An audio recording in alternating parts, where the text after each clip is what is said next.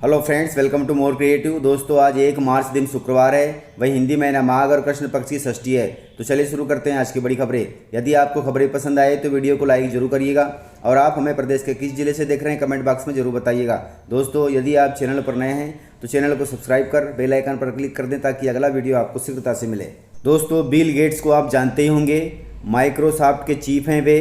Bill Gates ने P है हिंदुस्तान की देसी चाय। उन्होंने डाली चाय वाला के ठिए पर जाकर कहा कि एक चाय प्लीज़। चाय के शौकीन जानते हैं कि इसका नशा किसी शराब से कम नहीं है। एक अच्छी चाय के लिए लोग जाने कितना लंबा सफ़र तय करने को तैयार होते हैं। हम भारतीयों को तो चाय की कुछ ऐसी तरफ लगी हुई है कि अब ये हमारी सुबह और शाम की खास साथी बन गई है। हमने चाय को अपने स्वाद के मुताबिक ढाल लिया है और मेहमान नवाजी में भी चाय की बड़ी अहम भूमिका होती है। दोस्तों, इन दिनों बड़े चर्चित मेहमान बिल गेट्स भारत आए हुए हैं और चाय चस्का उन्हें भी लग गया है। हम बात करते हैं माइक्रोसॉफ्ट के को फाउंडर बिल गेट्स की। वो इन दिनों हमारे देश में हैं और चाय की चुस्कियां ले रहे हैं। इसका वीडियो उन्होंने खुद इंस्टाग्राम पर डाला है। इन्होंने डाली चाय वाले के ठिए पर जाकर के चाय पी और उसकी खूब तारीफ भी की। बता दें कि डाली चाय वाला सोशल मीडिया पर काफ़ी पॉपुलर है। वैसे तो हमारे देश की चाय बहुत ही प्रसिद्ध है, लेकिन बिल गेट्स ने इस चाय की और अहमियत बढ़ा दी है। राज्यसभा में बहुमत के आंकड़ों के करीब पहुंच गई है एनडीए। राज्यसभा में पिछले दिनों हुई 56 सदस्यों की विदाई के बाद नए सदस्यों के लिए हुए चुनाव में एनडीए ने अच्छा स्कोर किया है, अर्थात बीजेपी अलायंस ने अच्छा स्कोर किया है। पिछले दिनों 27 फरवरी को संपन्न हुए इसमें भारतीय जनता पार्टी ने कुल 30 सीटें जीती है, जिसमें 20 निर्विरोध चुने गए हैं और 10 पर मतदान के बाद जीत हासिल की गई है। इन संख्या को मिलाकर उच्च सदन यानी राज्यसभा में भाजपा की संख्या लगभग 97 हो गई है और भाजपा के नेतृत्व वाले एनडीए की सांसदों की संख्या 117 पार कर चुकी है। 240 सदस्यों वाले राज्यसभा की सीटों के गणित पर नज़र डालें तो सबसे बड़ी पार्टी भाजपा बन गई है। उसके पास 97 सांसद हैं और उसके गठबंधन एनडीए के पास 117 सांसद हैं। भाजपा के बाद कांग्रेस के पास 29 सांसद हैं। कांग्रेस दूसरे नंबर पर चल रही है। वहीं राज्यसभा में टीएमसी के पास 13 सांसद हैं, वाईएसआरसीपी के पास 11 सांसद हैं, डीएमके के पास 10 सांसद हैं, आम आदमी पार्टी के पास 10 सांसद हैं, बीजू जनता दल के पास 9 सांसद हैं, राष्ट्रीय जनता दल के पास 6 सांसद हैं, बीआरएस के पास 5 सांसद हैं, सीपीएम के पास 5, अन्ना द्रमुक के पास 4, जनता दल यूनाइटेड के पास 4, समाजवादी पार्टी के पास 4। इस प्रकार से राज्यसभा में भी बीजेपी बड़ी पार्टी बनकर उभर आई है। दोस्तों, किसानों के लिए गुड न्यूज है। आ गई है प्रधानमंत्री किसान सम्मान निधि की 16वीं किस्त। प्रधानमंत्री किसान सम्मान निधि योजना की 16वीं किस्त आखिरकार बुधवार 28 फरवरी को जारी कर दी गई है। प्रधानमंत्री नरेंद्र मोदी ने लाभार्थी किसानों के बैंक खातों में 21,000 करोड़ रुपए से ज़्यादा ट्रांसफ़र किए हैं। आपको बता दें कि पीएम किसान सम्मान निधि योजना को आज पूरे 5 साल हो गए हैं। पीएम ने यवतमाल में आयोजित एक कार्यक्रम के दौरान 16वीं किस्त का ऐलान किया और इसी दौरान उन्होंने देश के करोड़ों किसानों के बैंक खातों में 21,000 करोड़ रुपए 16वीं किस्त के जारी किए हैं। यदि आपके अकाउंट में या फिर मोबाइल पर मैसेज नहीं आया है तो 1-2 दिन इंतजार कर लीजिएगा, जरूर मैसेज और अकाउंट में पैसे भी आ जाएंगे। दोस्तों, मध्य प्रदेश के डिंडोरी जिले में भीषण हादसा हुआ है। पिकअप वाहन पलट गया जिससे 14 लोगों की मौत हो गई और 20 लोग घायल हो गए। डिंडोरी जिले के शाहपुरा थाना अंतर्गत ग्राम बड़जर घाट में बुधवार की रात लगभग 1:30 बजे पिकअप वाहन पलटने से 14 लोगों की मौत हो गई। इस हादसे में 20 लोग घायल भी हो गए। रात में पुलिस तक जानकारी विलंब से पहुंची। इसी के चलते लगभग 1.5 घंटे तक घायल मौके पर ही तड़पते रहे।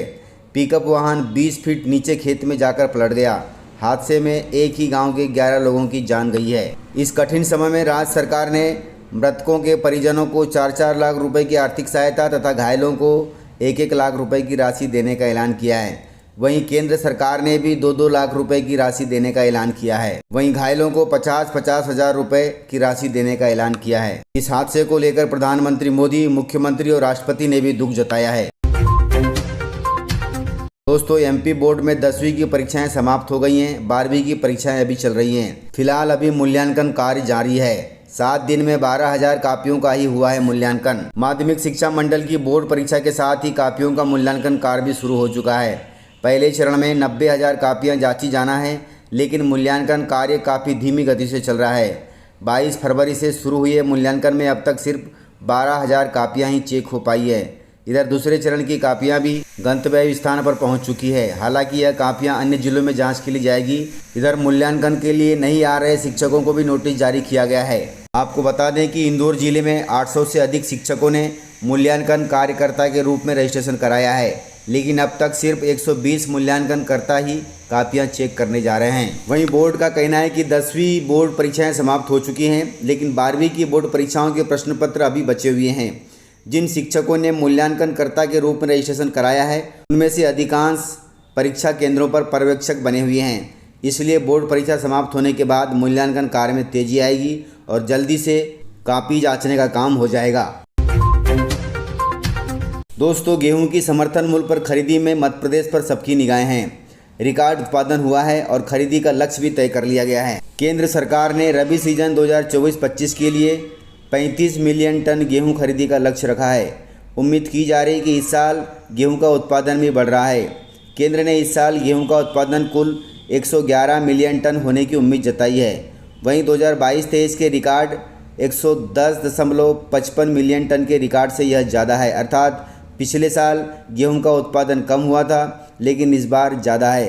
उत्पादन के लिहाज से खरीद की यह मात्रा सामान्य से भी अधिक रहेगी और सरकार उम्मीद कर रही है कि खरीदी लक्ष्य को हासिल कर ली जाएगी। इस प्रकार अन्य प्रदेशों की भी निगाहें मध्य प्रदेश के इस गेहूं खरीदी के लक्ष्य पर टिकी हुई है। दोस्तों, प्रधानमंत्री मोदी ने प्रदेश को दी हैं कई बड़ी सौगातें। प्रधानमंत्री मोदी 29 फरवरी को वीडियो कॉन्फ्रेंसिंग के माध्यम से विकसित भारत विकसित मध्य प्रदेश कार्यक्रम को संबोधित किया। प्रधानमंत्री मध्य प्रदेश में 16,961 करोड़ रुपए से अधिक की कई विकास परियोजनाओं की आधारशिला रखें और उन्होंने राष्ट्र को समर्पित किया है।